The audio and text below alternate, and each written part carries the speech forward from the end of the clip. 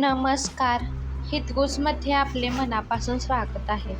आज आपण अधिक मासात 33 दिवे लावण्यामागे रहस्य काय आहे, तसेच 33 कोटी देवतांचे आशीर्वाद प्राप्त करण्याचे उपाय काय आहेत, तसेच अधिक मासात जोडवी घेण्याची परंपरा का आहे, यामागे रहस्य काय आहे आणि अधिक मासात जोडवी का बदलतात, याविषयी आज आपण माहिती जाणून घेणार आहोत. हिंदू सण आणि महिन्यांचे एक वैशिष्ट्य म्हणजे नात्यांमधील ऋणानुबंध आपसूक दृढ होतात. हिंदू संस्कृती प्रत्येक नात्याला मानाने वागवणे शिकवते. मग हे नाते पती पत्नीचे असो वा सासर माहेर दोन्हीकडचे असो. नात्यांमधील प्रेम अबाधित ठेवण्याचे काम हे महिने आणि उत्सव करत असतात.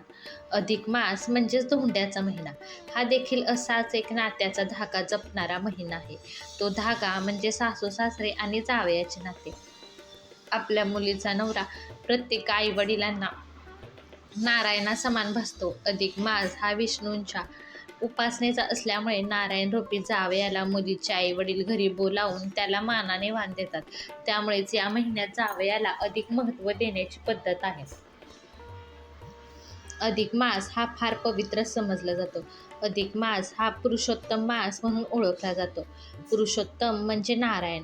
विवाह प्रथेनुसार जावयाला नारायण असे संबोधले जाते. त्यानुसार विवाह संस्कार होतात. त्यामुळे मुलीच्या आई वडिलांसाठी जावई हा नारायण असतो. हिंदू धर्मात अधिक मास हा अतिशय पवित्र आणि धार्मिकदृष्ट्या महत्त्वाचा महिना मानला जातो. या महिन्यात स्त्रिया अनेक धार्मिक विधी, व्रत आणि परंपरा पाळतात. त्यापैकी एक म्हणजे नवीन जोडवी पायामध्ये घालायची, चांदीची अशी पायात घालायची जोडवी घेणे किंवा परिधान करणे. आता बघूया अधिक मासात महिला जोडवी का बदलतात आणि नवीन जोडवी घेण्यामागील कारण काय आहे. एक, सौभाग्याचे प्रतीक. विवाहित स्त्रियांसाठी जोडवी हे सौभाग्याचे चिन्ह मानले जाते. अधिक मासात नवीन जोडवी घेतल्याने पतीचे आयुष्य वाढते आणि संसारात सुख समृद्धी येते अशी श्रद्धा आहे. चांदीचे धार्मिक महत्त्व. जोडवी साधारणतः चांदीची असते. हिंदू मान्यतेनुसार चांदी शुभ मानली जाते आणि ते शरीरातील ऊर्जा संतुलित ठेवते असेही म्हटले जाते. 3. नवीन सुरुवातीचे प्रतीक. अधिक मास हा दान, पूजा आणि आत्मशुद्धीचा काळ मानला जातो. त्यामुळे या महिन्यात नवीन वस्तू घेणे म्हणजे शुभत्व आणि सकारात्मकतेचे स्वागत असे मानले जाते. 4. लोकमान्यता. ग्रामीण भागात आणि महाराष्ट्रातील अनेक कुटुंबात अशी मान्यता आहे की अधिक मासात नवीन जोडवी घेतल्यास घरात लक्ष्मीचा वास राहतो आणि वैवाहिक जीवनात आनंद वाढतो. ही श्रद्धा प्रदेशानुसार बदलू शकते. तर जोडवी चांदीचीच का घातली जातात, तर चांदी हा धातू ऊर्जावाहक आहे. चांदी जमिनीला टेकल्यामुळे जमिनीतील ऊर्जा शरीरात प्रवेश करते. त्यामुळे दोन्ही पायातील जोडवी शरीराचा ऊर्जेचा समतोल राखण्यास मदत करतात. नववधूच्या अंगावर पहिला दागिना चढतो तो म्हणजे पायातील जोडवी. जोडवी हा एक सौभाग्य अलंकार आहे. आजकालच्या फॅशनच्या युगात तर तो खूपच लोकप्रिय झाला आहे. जोडवी अंगठ्याच्या शेजारील बोटात घातली जातात. याला देखील शास्त्रीय कारण आहे. अंगठ्या शेजारील बोटांमधील नस आणि स्त्रियांचे गर्भाशय याचा थेट संबंध असतो. म्हणून अंगठ्या शेजारील बोटात जोडवी घातली जातात. या बोटात जोडवी घातल्यामुळे रक्तदाब संतुलित राहतो आणि महिलांचे गर्भाशय नियंत्रित राहते. जोडवी हे ॲक्युपंक्चरचे काम करतात. अधिक महिन्यात सुवासिनी महिला आपली जोडवी बदलतात, कारण लग्न झालं की स्त्रीच्या सौंदर्यात भर पडते ती सौभाग्य अलंकारांचे. मंगळसूत्र, चुडा, कपाळावरती कुंकू आणि पायातील जोडवी यामुळेच जोडवी बदलतात. आता आपण जाणून घेऊया अधिक मासात 33 दिवे लावण्यामागील रहस्य काय आणि 33 कोटी देवतांचा आशीर्वाद प्राप्त कसा करायचा. हिंदू धर्मात अधिक मासाला पुरुषोत्तम मासाला सर्व महिन्यांमध्ये सर्वात पवित्र मानले जाते. असे म्हटले जाते की या महिन्यात केलेले दान किंवा पुण्यकर्म कितीही लहान असले तरी त्यातून अक्षय पुण्य प्राप्त होते. म्हणजेच असे पुण्य जे कधीही क्षीण होत नाही आणि जे शाश्वत असते. पण या महिन्यात 33 संख्येमागील महत्त्व तुम्हाला माहीत आहे का?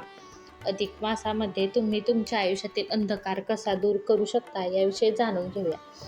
33 दिवे आणि 33 कोटी देवांचे रहस्य.